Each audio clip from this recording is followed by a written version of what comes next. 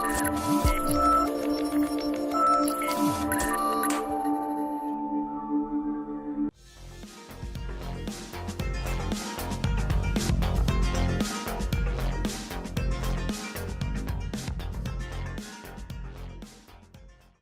is Frank Islam, Chairman and CEO of FY Investment Group, and your host of Tonight with Frank Islam. Today, our guest is Ahmad Shawwal. Nice to meet you, and thank you for coming to our show. Thank you. Thanks for having me. So, you're pretty young. So, tell me a little bit about yourself, who you are, and your story as an immigrant from Pakistan to America, and you crossed the Atlantic Ocean to realize the American dream. Absolutely. Tell us a little bit about that, and then I want to talk to you a little bit about your leadership in as a student leadership. Sure. So the story of Ahmad Shawwal, the way I see it, is closely related to my story as an immigrant. And the reason for that being is, I was born in Pakistan. I was born in a city called Multan. And my father... You came here, how old were you when you came here? I was about 5 years old when I came here. So you were pretty young. I was very young. My dad actually, so he was a professor in Pakistan. And He was a professor. He was a professor. He now does business to help support the family, but in Pakistan he was a professor, and basically one of his students told him he should apply for the lottery visa program. To come to America. Wow. So some people know that that's his story. Yeah, some people know that as a diversity visa program. And as you know in the news, it's been in the news lately because of some of our political climate that we have. And which is not very favorable to immigrants. Not very favorable towards immigrants, and not very favorable for the diversity visa program, which, in my opinion, I feel like that's given me an opportunity to be in America, sure. and I'll definitely get into that. Well, the diversity brings us together. Diversity makes us stronger. And when you're stronger, you're together, you can help shape a better future for America. Absolutely. Okay. And that's the kind of mindset that my family came into America with. So when my dad got the diversity visa program, he basically said, okay, I'm going to drop my responsibilities here. I'm going to leave being a professor, and I'm going to take my whole family. And that's a huge risk, obviously, when you don't know the language, you don't have a lot of money. You're right. You're not familiar with the society. But that's what America is all about. Absolutely. And so the way I see it is like my story as an immigrant is not unique. It's in many ways a shared story. You're absolutely right. President Kennedy once said that the immigrant is still in this nation with far horizons and new frontier, thereby keeping the hope alive and well. Absolutely. They are keeping the hope alive and well. Most definitely. So tell me a little bit about your, so you told me a little bit about your unique story from Pakistan, and you were born in Multan, and it is a story of an immigrant journey and a story which shaped you, correct? Absolutely. So you went to college? Went to college. Where? The University of Virginia. I'm currently still in college.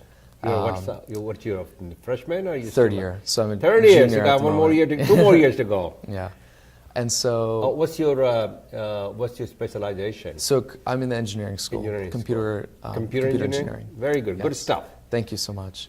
And so basically, so going back just a little bit, when my father arrived in New York at JFK, he had about $300 in his pocket, which was pretty good. Which is crazy. It's not even enough money for like a first month's rent. He just came by himself?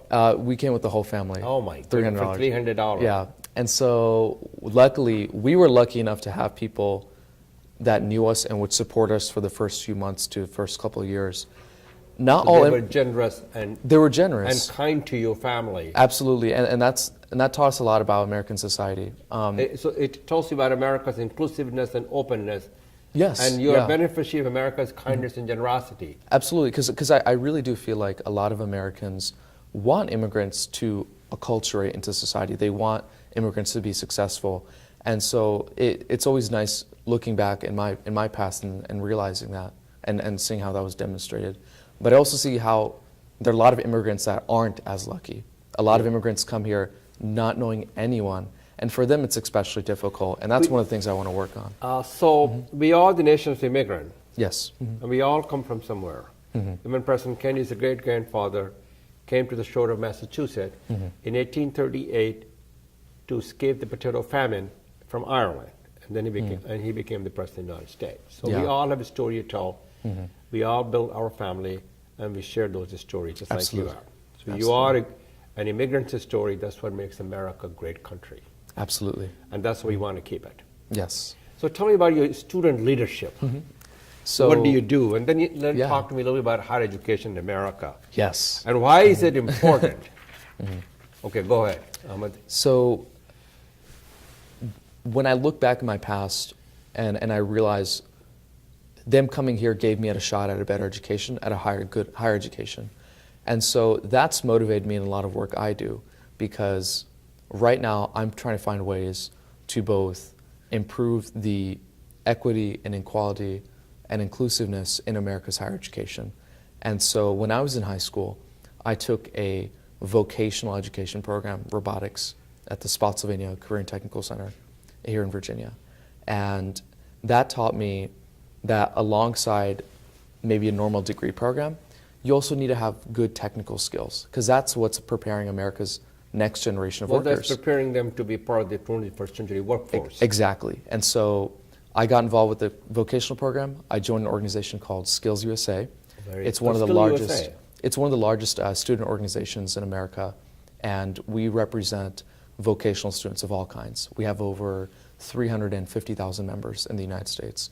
So my teacher actually motivated me to get involved and to run for a local office. So I did that, and at that meeting we had our state supervisor essentially, and she had said, maybe you should look into running for state office. And so I was a little hesitant. I'd never done student leadership before, but then I thought about it a little more, and I'm saying, okay, go for it. Go for it. I'm a Pakistani American here in America. I'm an immigrant. I don't see many people of my kind in these kinds of public policy and leadership positions. President Obama's father came from the hills of Kenya. Exactly. And so I was thinking, maybe the best way to change things is to demonstrate it yourself. Sure. And so that got me motivated. I ran for state office. You state office? I was elected to state office. I was elected as one of a handful of state officers. That's what the leadership is all about. That was the leadership position. And then what had happened there was they actually nominated me to go to nationals and to run for national office. So in just a series of a few months, I went to the national conference for Skills USA, and eventually, long story short, I was selected as the national president of the organization. National president of what organization? Skills USA. So I was the Skills USA. Yes. And what does the Skills USA do? We have a lot of different curriculum programs. We have competitions. We have advocacy in DC. We go and meet with our legislators, and it's all about promoting. Legislator for the state level, as with local level, as with the federal level. Both. So we have. Tell them what. Talk to them about what. We talk to them about things like the Carl D. Perkins Act, reauthorizing that, because that's really important for vocational education funding, and other pieces of higher education legislation that's pertinent to vocational. You never talk to them. The students are drowned in debt. So I'm doing that now actually with the Department of Education. As you know. Yeah. It has become increasingly difficult for the student to go to school because the families cannot afford the tuition. Yes, and that's... We got to make the education equitable to all the people, regardless of who they are. That's what I feel, and I'm sure you share with my views. I agree with that, because I feel like not only are program costs too high, there's a stigma against vocational education. Like, a lot of students are being pushed to go to college when college may not be the right fit for them. And that's not a bad thing. Not everyone needs to go to college. Yeah. Some people do better in vocational programs. And I want to talk to you about that in a minute, is when we come back from the break, that the community colleges, not everybody, it could be a pivot point for education, because this is where you learn the trade and things like that. And not everyone had to be professor at Harvard. No. They could be plumber, and they could do a lot of other things for America, right? Yes. We'll be right back. We're going to take a break. अब आपका होगा अपना घर, सपना घर।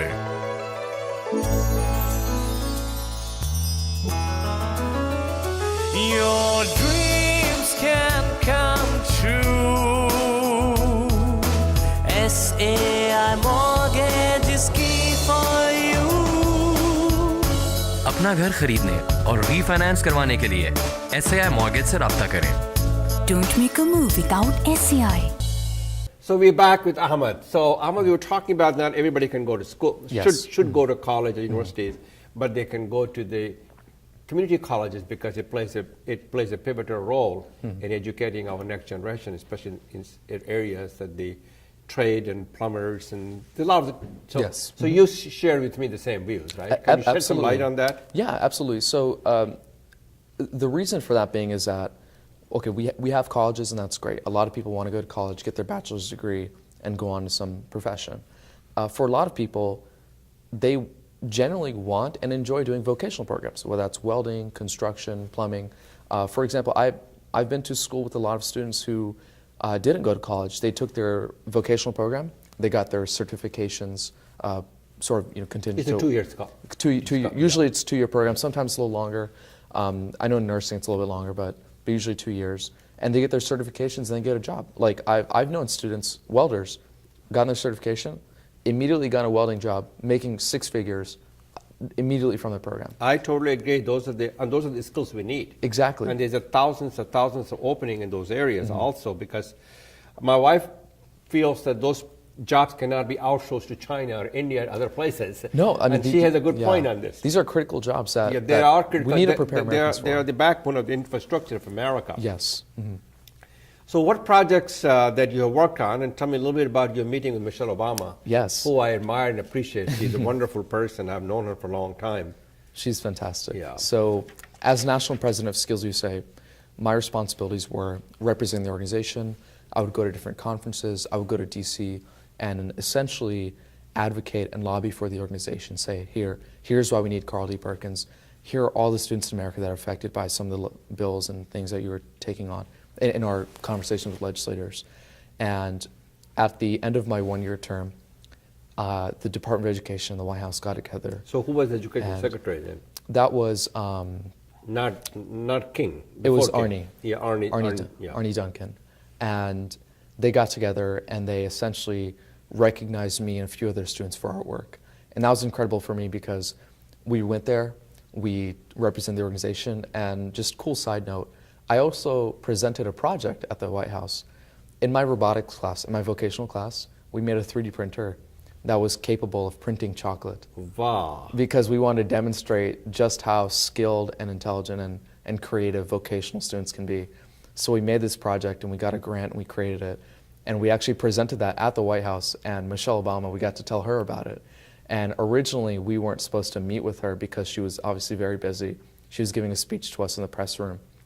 And at one point in her speech, she says, so where are the student leaders in the room?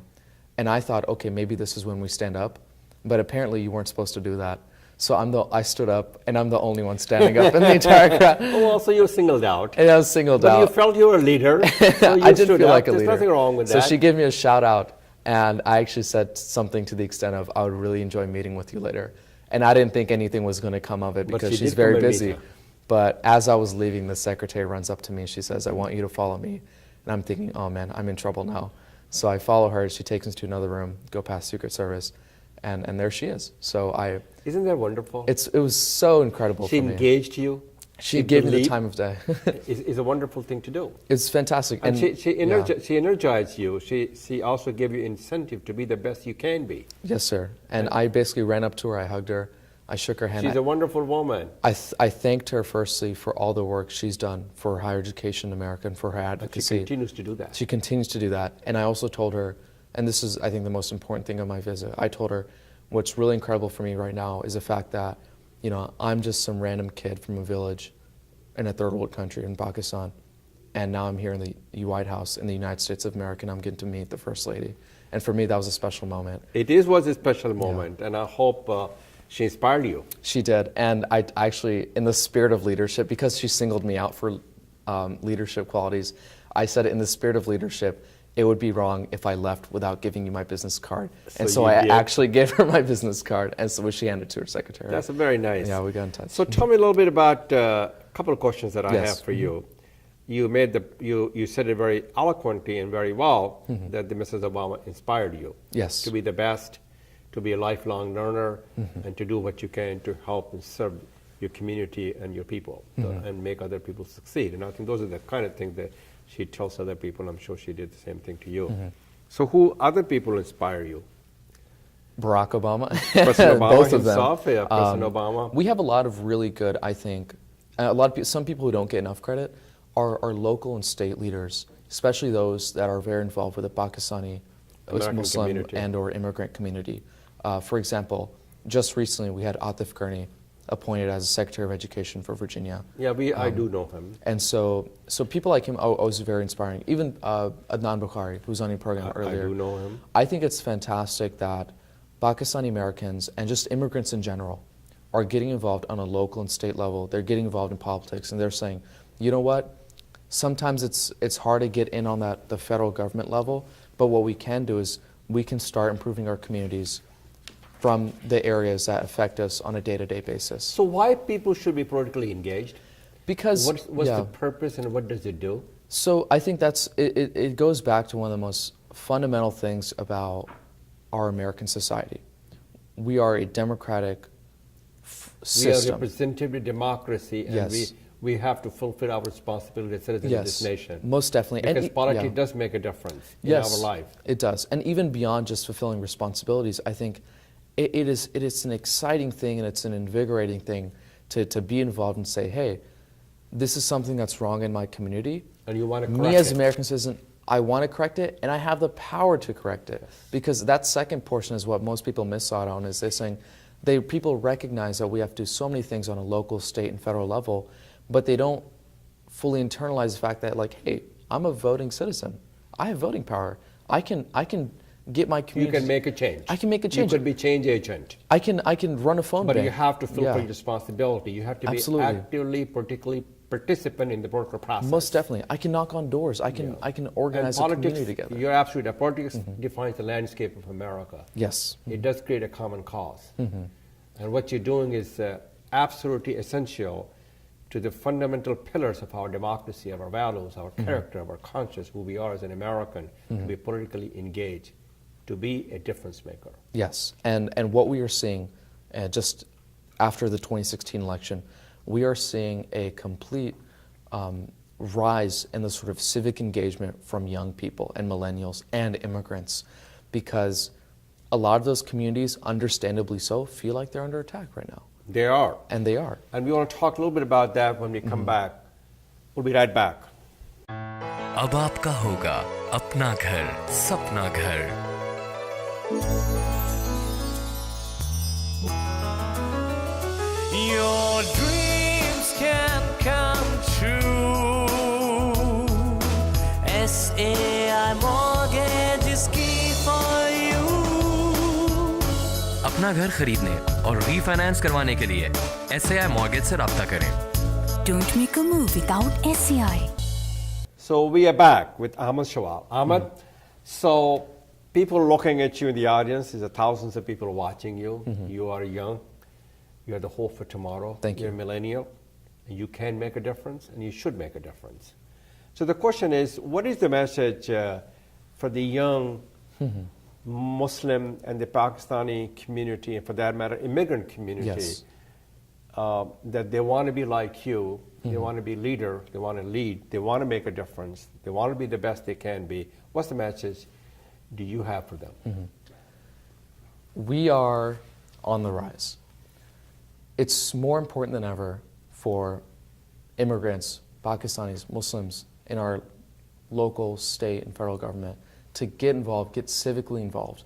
Why is it important? Well, after the 2016 election, I feel like it's really evident why. Our communities are under attack.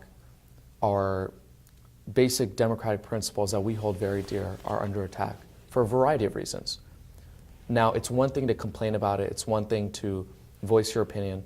It's another thing to actually say, look, I'm going to put in the time and the effort to make a change.